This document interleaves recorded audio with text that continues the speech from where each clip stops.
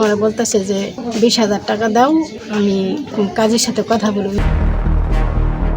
ফরিদার সাফ কথা, যেভাবেই হোক মিন্টুকে তার লাগবেই। প্রায় 8 মাসের প্রেমের সম্পর্ক তাদের। মাসখানেক আগে কৌশলে ফরিদাকে ডেকে নিয়ে নৌকার মধ্যে রাত্রিযাপনও করেছেন মিন্টু।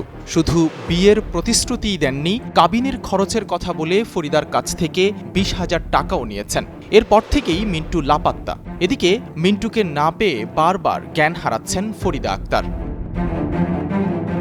জামালপুরের মেলান্দহ উপজেলার ঝাউগড়া ইউনিয়নের টুপকারচর এলাকায় অবস্থিত আনসার সদস্য মিন্টু মিয়ার বাড়িতে বিয়ের দাবিতে অনশন করছেন ফরিদা আক্তার।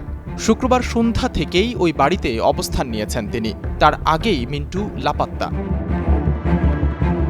রাতে ফরিদাকে বেধড়ক মারধর করেছে মিন্টুর পরিবারের লোকজন। একদিকে নির্যাতন, অন্যদিকে মিন্টুকে না পেয়ে বারবার অজ্ঞান হয়ে পড়ছেন ওই নারী। শুনলাম যে মেয়েটা আইছে আর গেছে সকালবেলা মনে করছে মারধর করে এনে গেছে।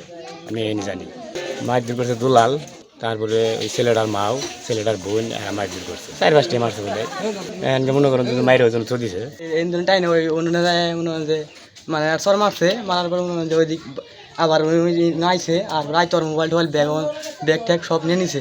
এরপর সকালে মাইরে হাইরে ওই গেটের বাইরে থইছে হাইরে।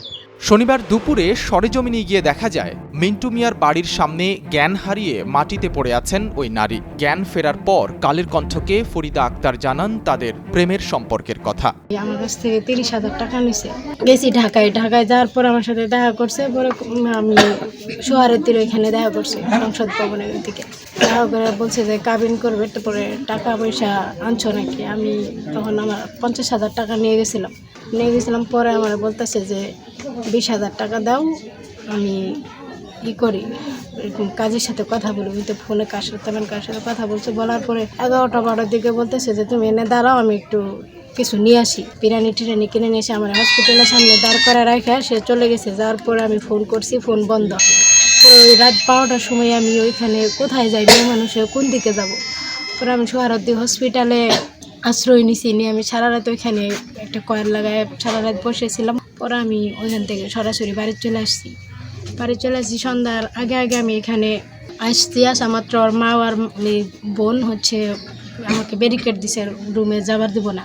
তারপর একটা তালা নিয়ে এসে তালা মারার পরে ওরা রাত্রে ওর চাচা যে ঘরের মালিক উনি পুরুষ মানুষ হয়ে আমাকে অনেক টানা হেঁচড়া করছে।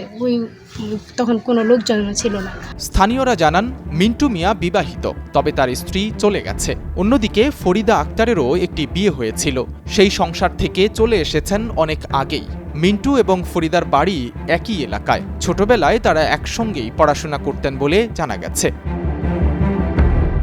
জামালপুর থেকে রকিব হাসান নয়নের পাঠানো তথ্যচিত্রে ডেস্ক রিপোর্ট সাইদ রহমান।